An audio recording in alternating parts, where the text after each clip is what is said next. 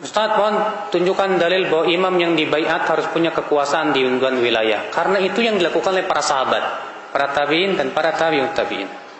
Karena mereka menerapkan baiat pada imam kelompok, sering berhujah bahwa dahulu Nabi Muhammad juga tidak punya wilayah. Memang Rasulullah pernah dibaiat di Baiatul Aqobah. Di Baiatul mana? Aqobah. Tapi di saat itu kaum muslimin hanya di situ saja. Paham tidak? Karena waktu itu kaum muslimin tidak punya negeri, kaum muslimin juga semuanya di dunia itu kafir semuanya. Kalau keadaannya seperti Nabi Muhammad boleh. Karena di saat itu kaum muslimin hanya di situ saja, selainnya kafir. Maka kalau Anda, kata Syekh Ali Hasan Al-Halabi, kalau Anda berhujah dengan perbuatan Rasulullah seperti itu, sama saja Anda mengatakan seluruh alam ini kafir kecuali Anda. Iya. Karena keadaan Rasulullah pada waktu itu apa? Di saat itu seluruh manusia kafir kecuali Rasulullah dan para sahabatnya.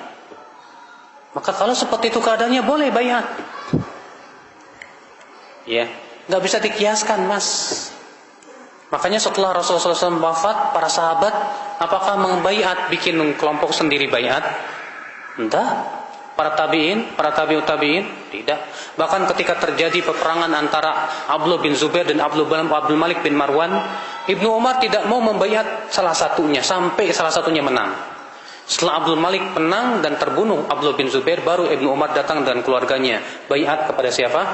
Abdul Malik bin Marwan. Tidak ada Ibnu Umar, waduh kita nggak ada baiat nih, ayo kita bikin sendiri. Tidak ada, Pak. Bahkan di zaman tabi'in ada pernah terjadi seperti itu. Ya, waktu itu di sebuah rumah di dalam rumah tabi'in, saya lupa nama tabi'in ini. Ada 30 orang. Kemudian pemimpinnya membuat sebuah kesepakatan. Al-Quran kitab kami, Muhammad nabi kami. Siapa yang bersama kami, maka kami berikan loyalitas kepada dia. Siapa yang tidak bersama kami, maka kami tidak memberikan loyalitas kepada dia. Kemudian disuruh masing-masing menetapkan. Sampai kepada Abdullah bin Syikhir. Ketika sampai di sini beliau tidak mau. Ketika ditanya, kenapa kamu? Kata dia, aku tidak mau membatalkan perjanjian Allah kepada kita. Berhujah dengan dalil akan adanya khalifah, tidak perlu bikin lagi yang ada. Maka dari itulah ya akhwal Islam azakumullah, ini pemahaman salafus saleh. Makanya Ibnu Taimiyah rahimahullah dalam kitab Minhajus Sunnah ketika menyebutkan tentang hakikat siapa yang berhak untuk apa? Dibaiat, beliau menyebutkan dia harus punya wilayah kekuasaan, dia harus punya kemampuan untuk menjalankan siasah syariah. Imam Ahmad bin Hanbal pernah ditanya juga tentang hadis tersebut. Sebagaimana Al-Muhanna meriwayatkan bahwa Imam Ahmad ditanya tentang hadis. Ya, man mata walaysa fi unuqi bai'ah, man mata walaysa alaihi imam mata mitatal jahiliyah.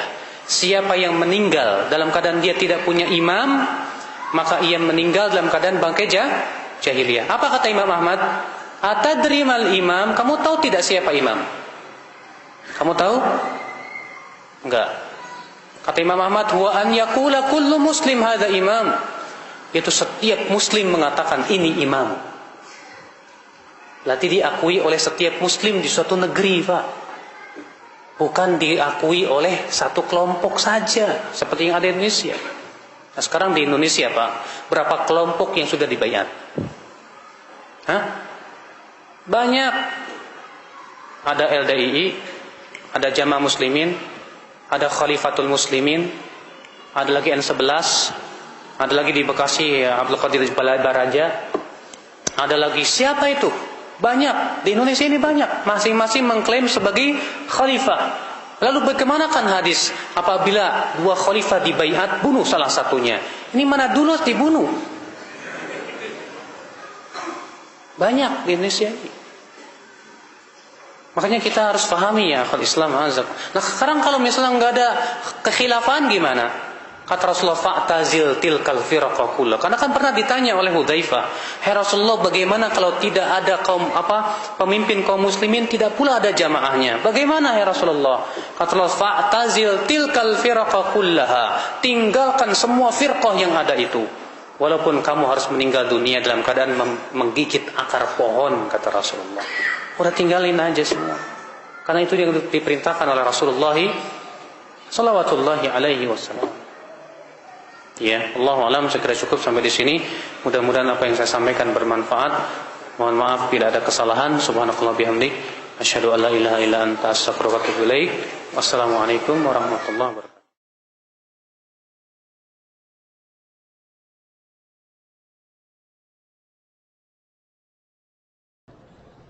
هذا سؤال يقول: أمر الرسول صلى الله عليه وسلم بلزوم جماعة المسلمين وإمامهم، فما هي الجماعة؟ ومن يكون إمام المسلمين للذين يعيشون في بلاد غير إسلامية؟ إمامهم ولي أمرهم من المسلمين.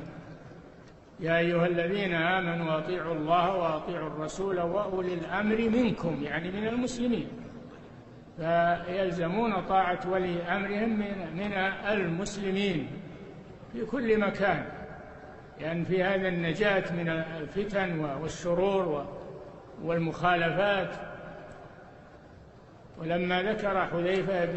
ولما ذكر النبي صلى الله عليه وسلم لحذيفة بن اليمان ما يكون من الفتن، قال حذيفة: ما تأمرني إن أدركني ذلك؟